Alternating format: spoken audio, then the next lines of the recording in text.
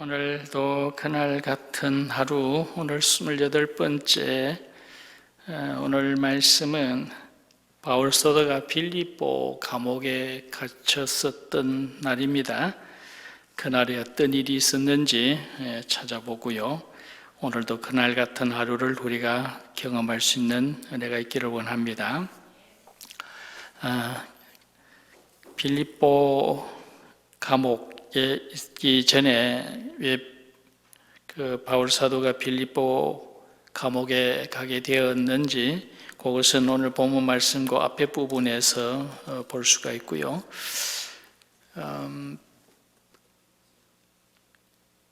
오늘 이 빌립보 감옥에서 바울이 보여주었던 그 모습을 보면은 바울의 그 생각이 보통 사람하고는 다르다. 생각이 다르기 때문에, 그러기 때문에 또 하나님은 바울과 함께 하시고 또 바울의 그런 삶 속에 그런 믿음의 역사들을 우리에게 보여준 것이 아니냐, 그렇게 생각할 수가 있습니다.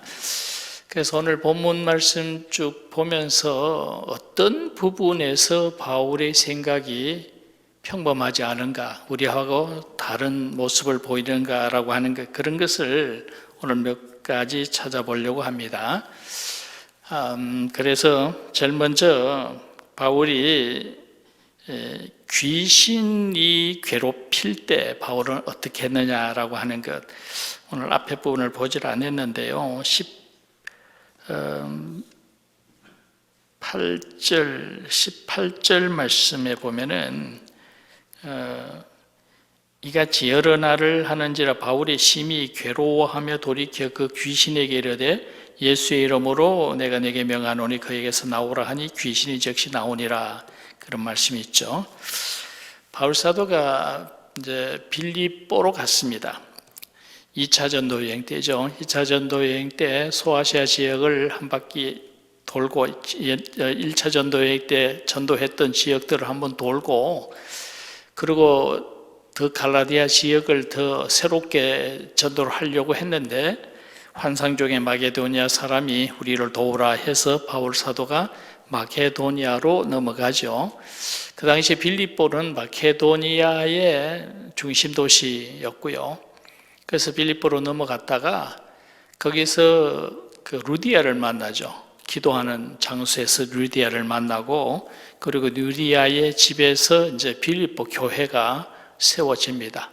그래서 이 유럽 쪽에 최초의 교회, 바로 루디아의 집에 있는 교회죠. 그래서 교회가 세워졌고요. 그리고 나서 이제 빌립보를 전도를 하는데 점치는 귀신 들린 여자를 만납니다. 근데 점치는 귀신 들린 여자가 계속해서 바울을 괴롭혔다. 지금 아까 그렇게 되어 있죠. 18절에 여러 날을 바울을 심히 이제 괴롭혔다 그랬는데, 그 귀신 들린 여자가 뭘 합니까? 17절에 보면은 바울과 우리를 따라와 소리 질러 이르되 이 사람들은 지극히 높은 하나님의 종으로서 구원의 길을 너희에게 전하는 자라. 틀린 말이 아닌 것 같죠? 지극히 높은 하나님의 종이고 그들이 우리에게 구원을 가르쳐 준다, 뭐 이렇게 얘기하는데, 그 말을 계속해서 며칠 동안 따라다니면서 계속해서 하더라. 바울이 그게 참 괴로웠다. 왜 괴로웠을까요? 지극히 높은 하나님의 종이고 이들이 우리에게 구원을 가르쳐 준다 그러는데 그게 왜 괴로운 일입니까? 만약에 이 여자는 귀신 들린 여자고 점치는 여자인데요. 근데 이 귀신 들린 여자가 계속해서 바울에 대해서 그렇게 증거를 하게 되어지면 사람들이 어떻게 생각합니까? 바울이 전하는 복음이 바로 귀신과에 속한 것으로 알죠? 바로 귀신과에 속하는 그런 자기들과 같은 그런 귀신 섬기는 사람들과 같은 주로 그렇게 생각할 것이고요. 그렇게 되어지면은 바울은 또 어떻게 됩니까? 바울은 바로 이 점치는 귀신 들린 여자와 동류이죠. 그와 비슷한 동료가 되어진다. 그렇기 때문에 바울은 그 여자의 그런 정언이 그게 참 괴로운 일이다. 이 하나님과 귀신을 사람들이 구분을 못하게 되어지고 하나님을 귀신가로 많은 귀신들 중에 그저 하나의 신 이렇게 만들어 버릴 수가 있기 때문에 그래서 바울 사도가 그것이 참 싫었다라는 그런 얘기입니다.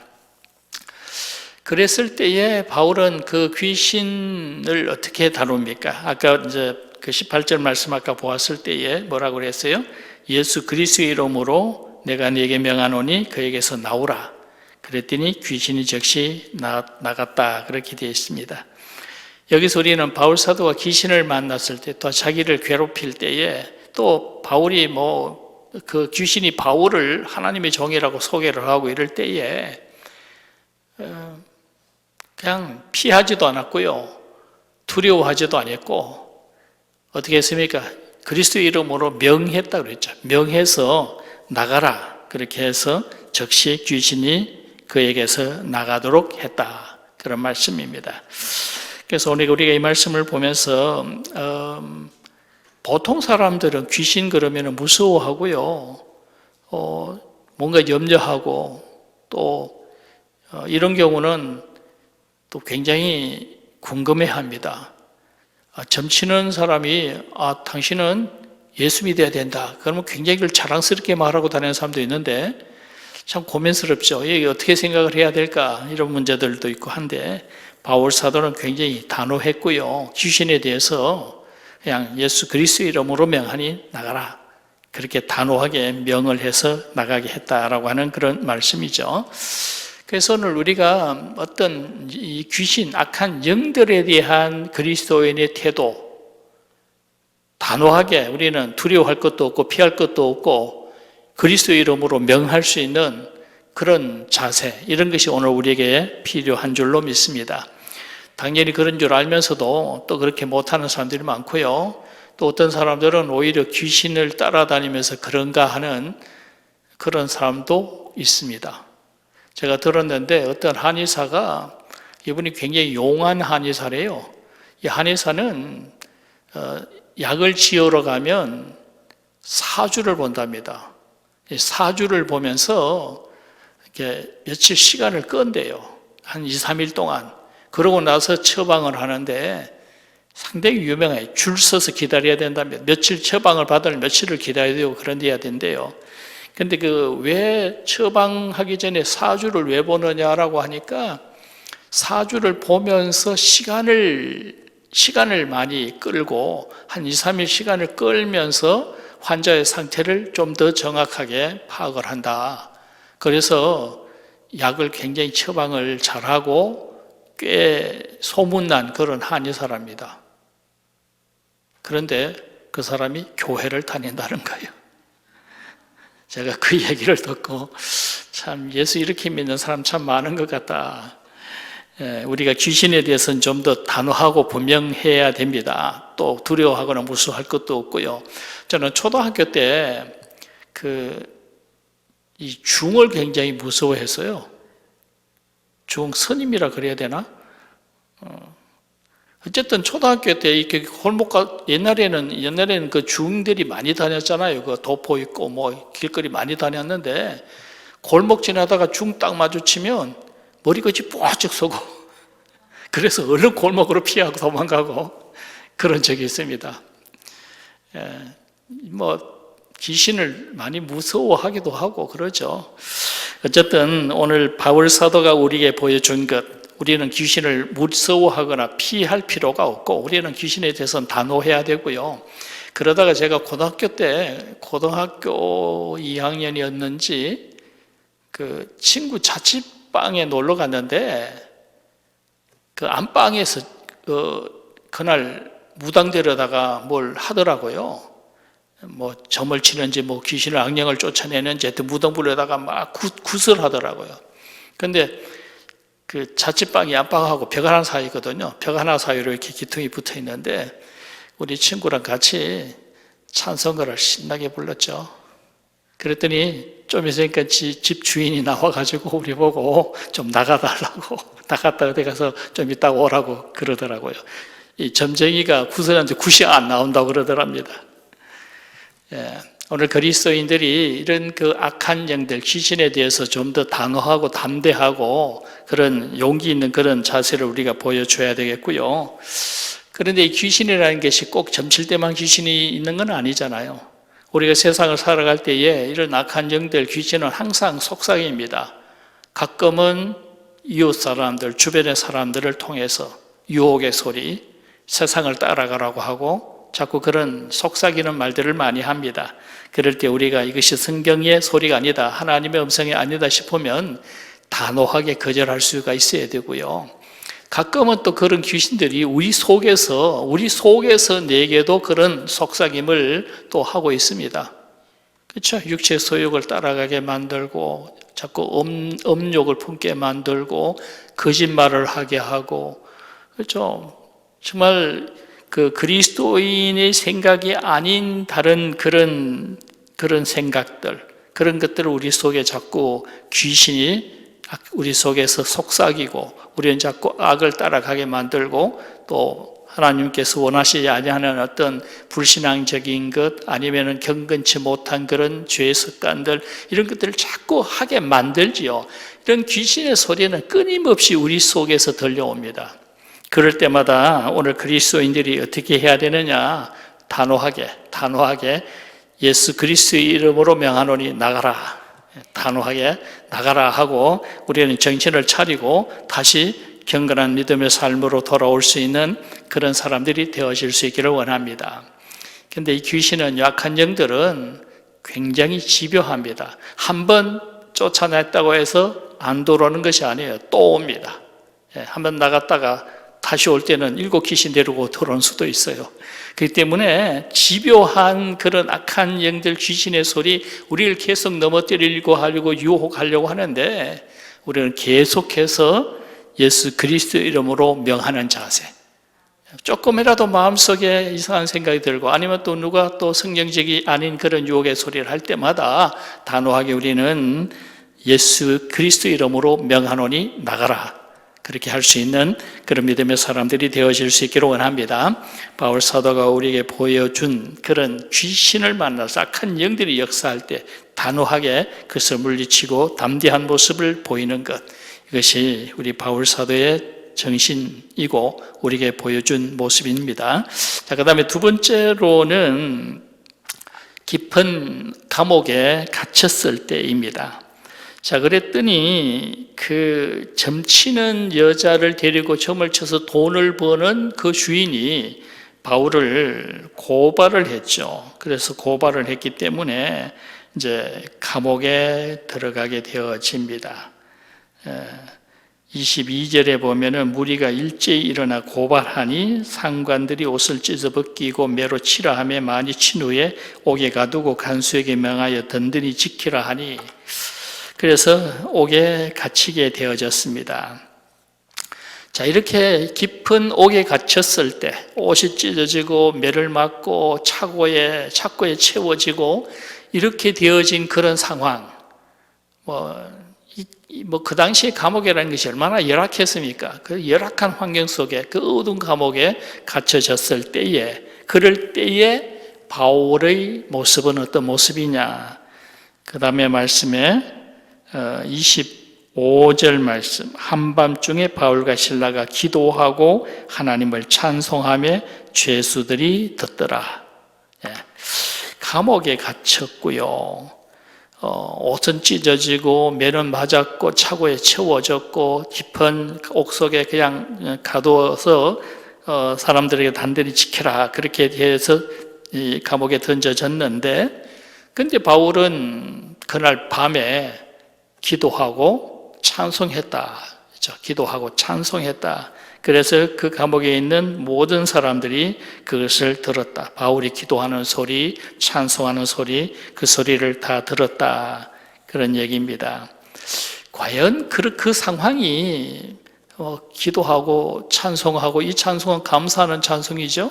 이런 상황이 아닌데, 그렇죠? 매맞고 찢어지고 차고에 채워지고 감옥에 깊이 던져졌고, 그런데 그 상황 속에서 기도하고 찬송하고 옆에 있는 다른 죄수들이 그 소리를 듣게 하고 이런다라고 하는 것, 이것이 또 우리는 바울 사도의 어떤 특별한 그런 정신 또 그런 모습이 아니냐라는 거죠.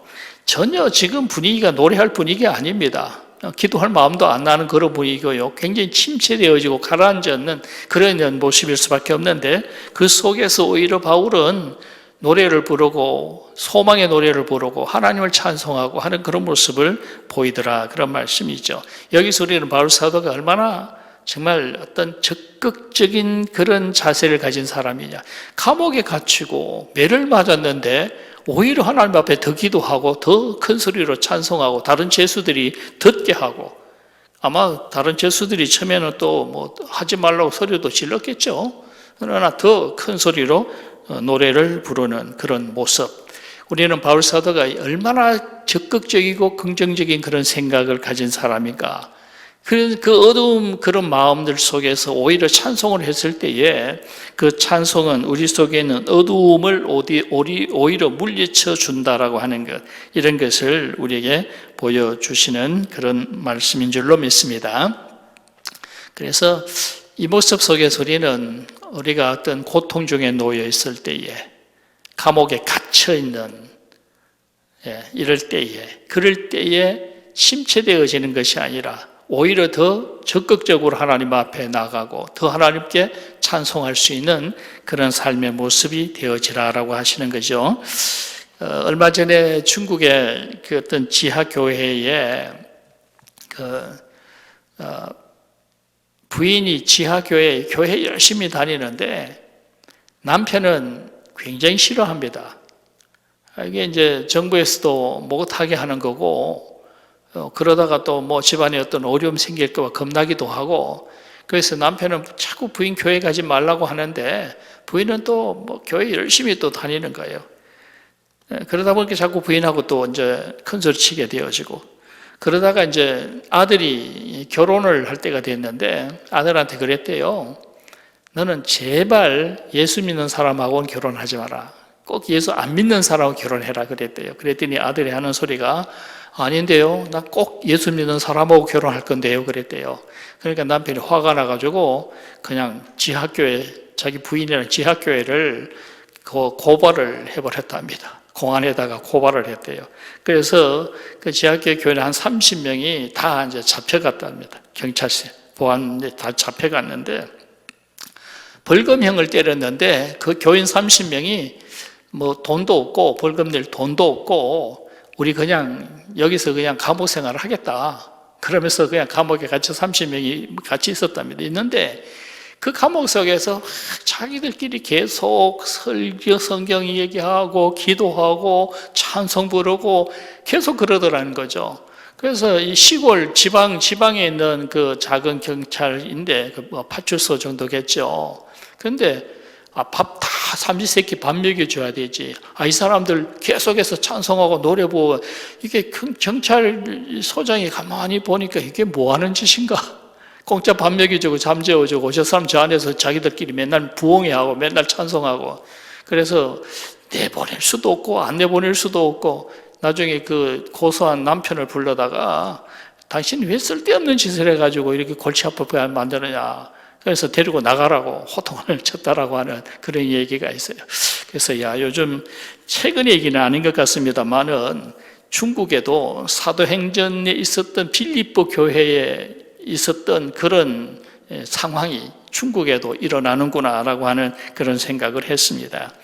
오늘 우리가 어떤 이 고통에 있고 어려운 상황에 놓여졌을 때에 오히려 더 적극적인 자세를 취하고 오히려 더 하나님 앞에 나가고 더 많이 찬송하고 기도하는 그런 모습을 보일 때에 하나님께서 놀라운 일을 경험하게 해주실 줄로 믿습니다. 그래서 바울 사도가 그런 모습을 오늘 빌립보 감옥에서 우리에게 확실하게 보여준 그런 본문의 말씀입니다.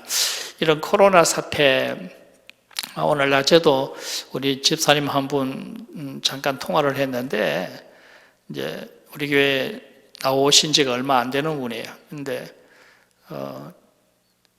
가족들이 예수를 안 믿으니까 혼자 교회를 나와요. 혼자 교회를 나오니까 가족들이 이 교회를 안 다니니까 예배에 대한 인식이 그분들이 이해가 안 되니까 이 교회를 올 수가 없다고 그 얘기를 합니다. 그래서 그러면서도 영상으로는 예배 잘 드리고 있습니다. 그러더라고요. 그래서 참 이 코로나 사태가 이게 참 어떻게 되어질까? 이 코로나 사태가 끝나고 났을 때에 어떤 사람은 조금 가지고 있는 믿음도 다 팔아먹을 사람도 있을 수 있을 거고요. 아니면 어떤 사람은 오히려 더 예배를 드리고 싶어 하고 교회를 더 사모하게 되어지고 정말 예배, 평상시 우리가 하나님 앞에 예배 드리는 것이 얼마나 더 소중한가라고 하는 것을 깨달아 아는 사람도 있을 것이고, 그래서 이 코로나 사태가 우리 믿음이 더 발전되어지고 온전해질 수 있는 그런 기회가 되어질 수도 있겠다라고 하는 그런 생각을 해봅니다. 오늘 우리는 하나님 앞에 더 열심히 기도하고 코로나 사태 때문에 우리 자신들을 돌아보고 정말 아무 간섭 없이 자기 스스로 자신의 신앙을 더 굳건히 지켜갈 수 있는 그런 기회가 되어질 수 있기를 원합니다. 우리가 삶을 살아가다 보면은 감옥 같을 때가 있지 않습니까? 감옥 같을 때가 있죠. 답답하고 불안하고 모든 것이 어렵고 염려스러운 그런 때가 있습니다. 그런 고통스러운 때가 있을 때에 우리는 그때가 침체되어진 것이 아니라, 영적으로 침체되어진 것이 아니라 오히려 바울사도처럼 이때가 기도할 때다, 지금이 찬송할 때고 지금이 하나님을 더 기쁘시게 해드려야 할 때다, 그렇게 생각하고 더 적극적으로 하나님 앞에 나갈 수 있는 그런 사람들이 되어질 수 있기를 원합니다.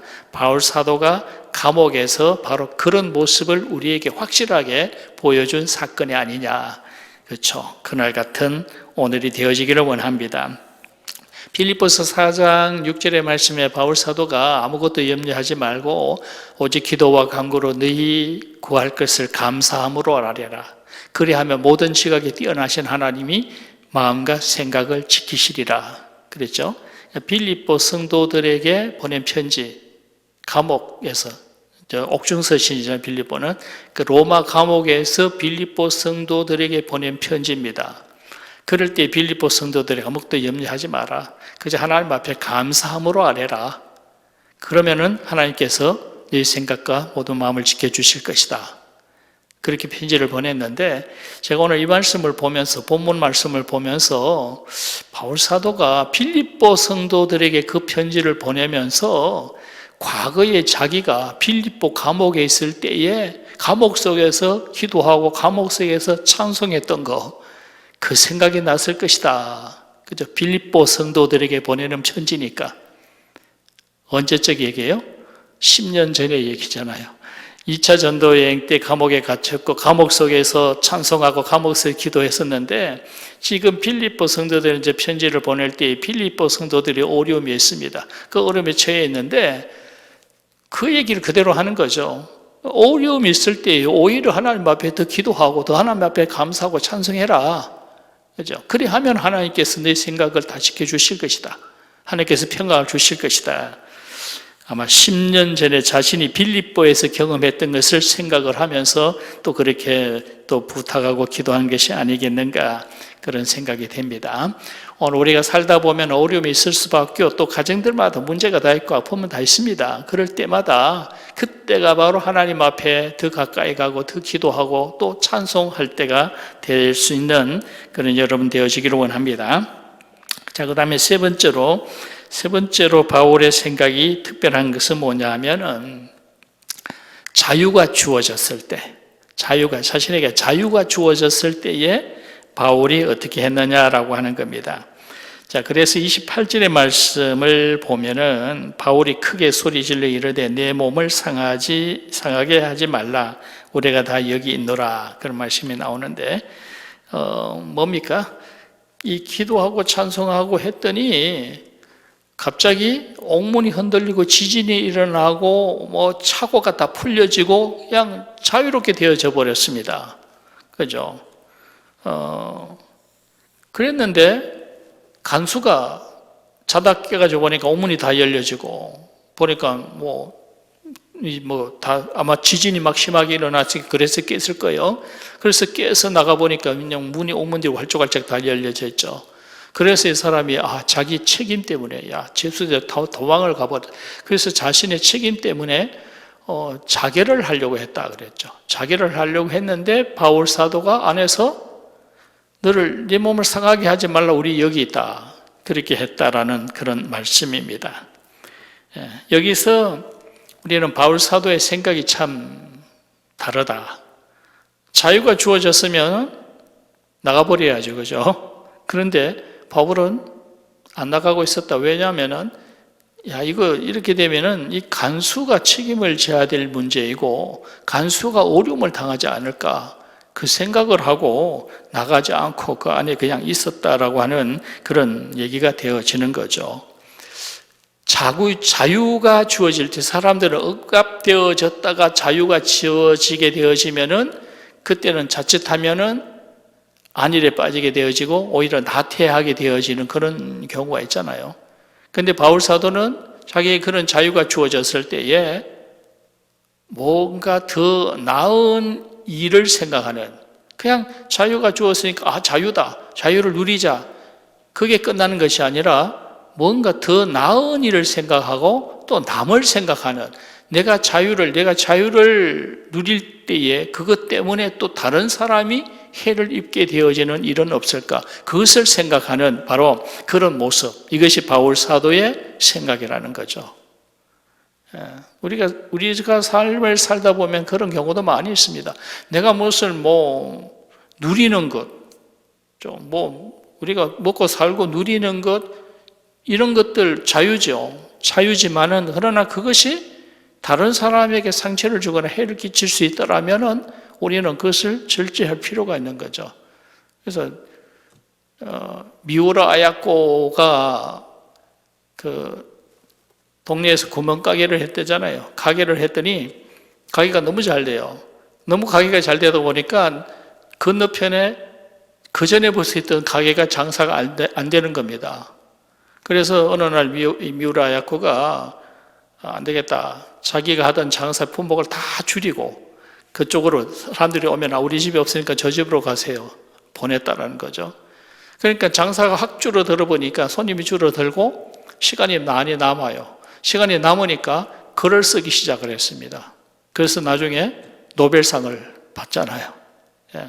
그러니까 내가 내 자유를 마음껏 누릴 때에, 내 권리를 마음껏 사용할 때에 다른 사람이 피해를 입지 아니할까, 그것을 생각할 줄 아는 것, 이게 그리스도의 생각인데, 아마 미우라 아야코가 바울 사도가 아마 빌립보 감옥에서 자유가 주었는데 내가 이 자유를 마음껏 누리다가 이 간수가 피해를 입으면 어떡할까라고 하는 생각을 했던 바울 사도, 아마 그 생각을 또 같이 하게 되어진 것이 아닌가, 우리가 그렇게 생각할 수가 있는 거죠. 그래서 우리는 이런 내가 자유다, 자유 마음대로 누리자 아니고 다른 사람을 생각하는 것, 바울 사도의 생각. 바울은 이런 경우에 아마 자기 자신도 생각하지 않았을까. 만약에 내가 여기서 나가지 않으면 옥문이 다 열리고 천사가 도와줬는데 그래서 내가 바깥에 나가지 않으면 어떻게 되어질까 생각 안 했겠어요? 어쩌면은 여기서 그냥 장기수로 아마 감옥에 갇혀질 수도 있고 감옥에서 못 나가게 되는 이런 기회가 또 없어질지 않을까, 그런 생각도 할 수 있었지 않았을까. 바울은 소아시아 다소 출신이잖아요. 그 당시에는 이 마게도니아 헬라 사람들하고 소아시아, 지금 터키 사람들하고는 원수지간이에요. 지금도 사이가 되게 안 좋습니다. 그 사람들은 지금도 아주 사이가 안 좋고요. 유럽에는 여행을 하면은 이 기차가 국경을 넘어갈 때 이 구분이 전혀 없습니다. 어디가 국경인지 모르고 그냥 막 지나다녀요. 그런데 지금도 이 터키하고 그리스 사이는 절대로 그게 안 됩니다. 딱 기차가 그리스 국경까지 가서 손님 다 내리게 하고 터키 차가 와가지고 실어서 갑니다. 지금도 사이가 그렇게 안 좋아요. 다리 하나 넘어가는데 국경의 다리에 보니까 다리 절반을 쫙, 이쪽은 터키 국기, 이쪽은 그리스 국기 쫙 기둥마다 그려놨더라고요. 지금도 그런데 그 당시는 원수지간이에요. 자칫하면 바울 사도는 이 소아시아 출신인 간첩 혐의로 아예 갇힐 수도 있어요. 어쨌든 이 자기에게 대해서 여러 가지 불리한 그런 상황이 올 수도 있고, 그렇죠. 그럼에도 불구하고 간수를 먼저 생각했다라고 하는 것. 그럴 때 바울 사도는 무슨 생각을 했을까? 아마 바울은 그랬을 거예요.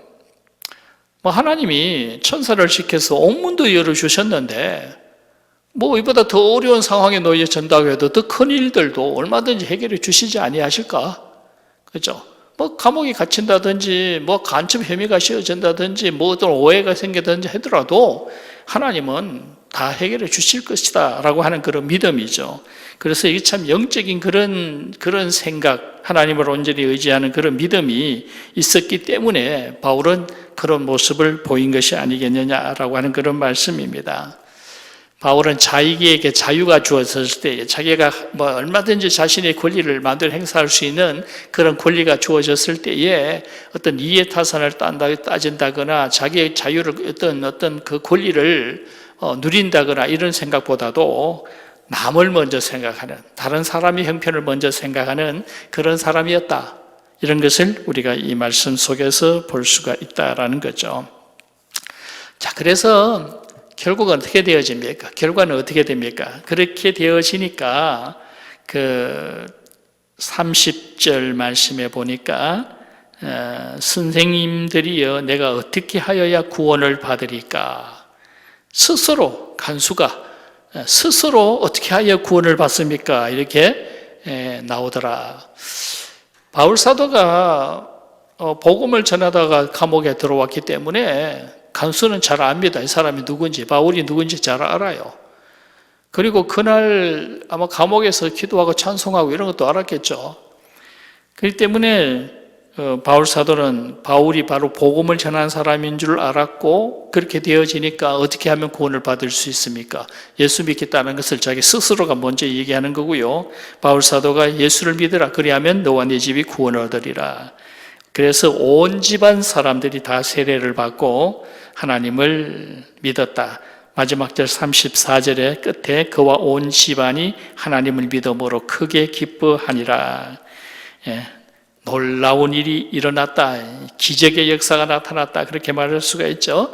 만약에 바울 사도가 그냥 문 열렸으니까 나가버렸더라면 이런 일은 없을 거죠.